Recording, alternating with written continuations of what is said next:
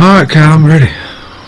Ready? You want to get going? Yeah. Coach, you got some guys back. Well, not back all the way. Okie hadn't been with you yet, but just your thoughts on, I guess, some of the guys that are returning from injuries. Yeah, we had some limited reps.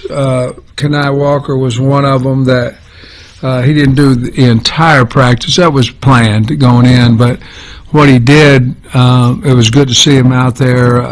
Obviously, we need to see him.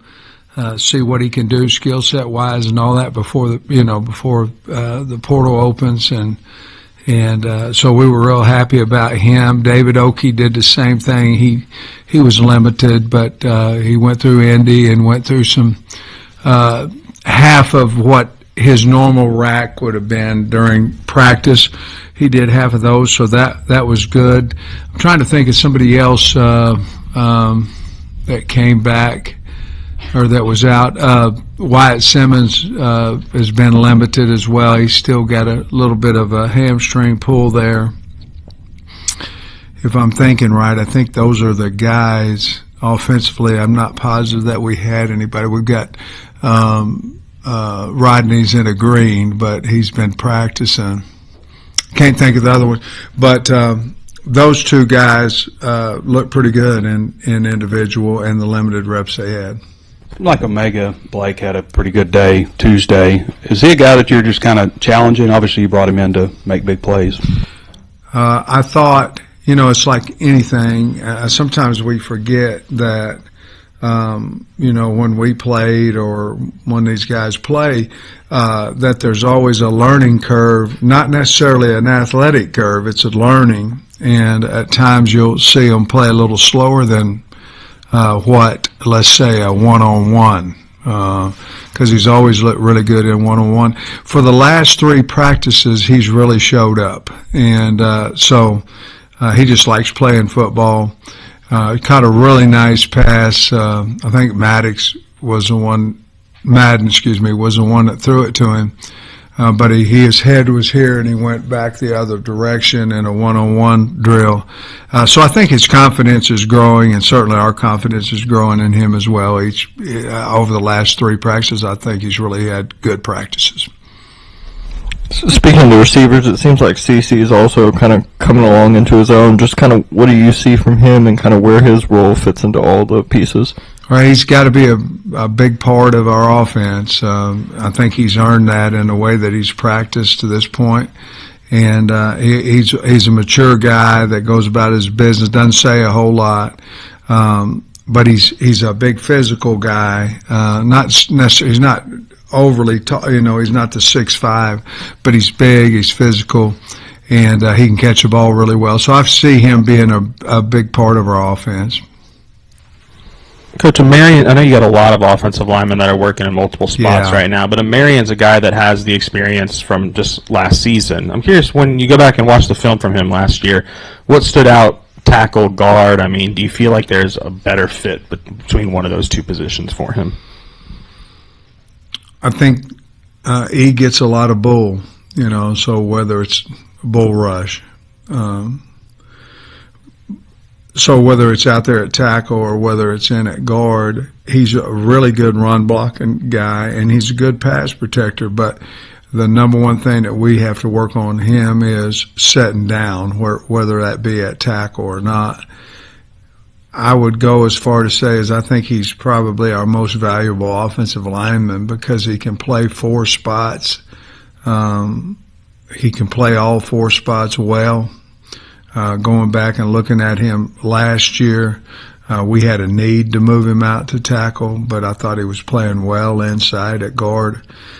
So what he does, he allows us to figure out, who's number 5, who's number 4.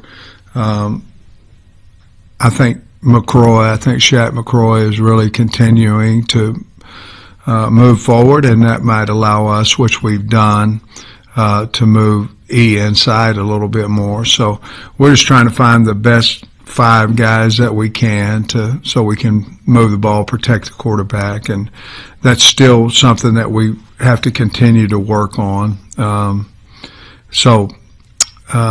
I thought he played well. I thought he played well inside and outside last year. So we're just going to find out where our line can be the best and put him wherever. I don't think he cares. I think he just wants to play. I guess this is the first time we've gone to talk to you since Arkansas made it official with Remy Cofield. Just impressions of him. I know he's a basketball guy. What have you maybe learned from talking to him, and how are you guys working together right now? Well, I mean, I coached ninth grade girls basketball too, but I'm a football guy. So, and I enjoyed coaching those girls too. But that was in 1986, by the way. But I think coming from the professional ranks, I think he's seen and heard, and regardless of the sport, exactly what we're looking for. More eyes, help, understanding caps, all those things that he has great experience of. So I'm looking forward to working with him and using him every bit as much as he's able to be used. Because we need help in that category, and I'm not talking about just the evaluations and all. I'm talking about all of it: the money, a way to talk to agents, some things that can take that that personal relationship between me and the kids. Somebody can be a buffer, and along with a lot of other things. But I'm looking forward to working with him. We've talked to you that much yet about your specialists. So just how have you felt about that group so far, especially your new kicker, Starzik? I like him. He's got a strong leg. He's very accurate. I like him. Devin's obviously doing a really good job. Got a lot of confidence. But I've liked Ford as well. He was here before. But Starzik's got a strong leg and great accuracy. I'm really happy with him. Getting Shanks has helped us in special teams as well. Obviously, we have Rodney for the kickoff returns, but Shanks is also maybe a 2 right there at that point in the punt return. I think we got him for several reasons. One is help us in the slot, but the other one certainly was to return punts, as he made All-American last year doing that. So I like all those specialists. I kind of put the returners in as specialists as well. And, of course, having Ashton No come back has been very, very beneficial to us as well. See, I know he's been on the job for a couple of days, but going back to Remy, how do you foresee him being involved with you day to day? Like, is he going to be at team meetings, staff meetings with you, or how do you have an idea of how that's going to look here moving forward? During this time, he's going to be directly involved with everything: meetings, evaluation, on film, at practice, whatever it may be. After that, I think, then he becomes part of Pat Doherty, part of the recruiting area, but he has to know our team because he's got to have an opinion. That's why we hired him. And so I look for, during this time, it's sort of like tax season. They have their on season, then they have their off season. So a lot of us, we're getting to know each other and all that, but we have to be ready. Like, we've got guys in the portal. I'm watching 5 guys in the portal after this meeting between now and practice. He'll do the same thing, and then we'll come up with who we want, and then, of course, the money becomes, is it affordable for us or not? And I'm curious, you're about halfway through spring ball now. Where has Talon improved the most, or kind of how is he different now than he was maybe this time last year? Well, his knowledge, obviously, like we talked about Omega, kind of understanding what to do now. But his knowledge is better. His comfort with Bobby and with his teammates, I think, is better. He was healthy last spring, and I believe he's healthy now. I think we don't realize how banged up he was after that Tennessee game, and he never says anything, which is a good thing. But he would go into the training room. We knew we were hurt. We obviously did some things a little bit different because of that, especially in his ability to run. I don't think you ever saw him run the rest of the year like he did at Auburn, per se, where he felt great and he tried to hurdle the guy and all that stuff. So I just think that he's more in tune with the offense. I think his decision-making has been faster than what it was last spring. He's always been able to throw the football.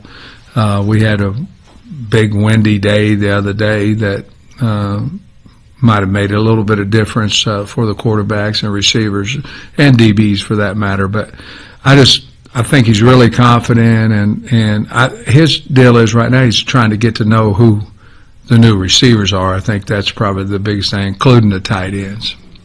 Remember this time last year you were really impressed with Talon and Carmona came in and you said they kind of just took the team from a leadership perspective. Obviously you still have those two, but I'm curious, are there any other voices that you feel like have kind of emerged into that group of leaders? Yeah, I think Miguel Mitchell and Larry Worth are guys.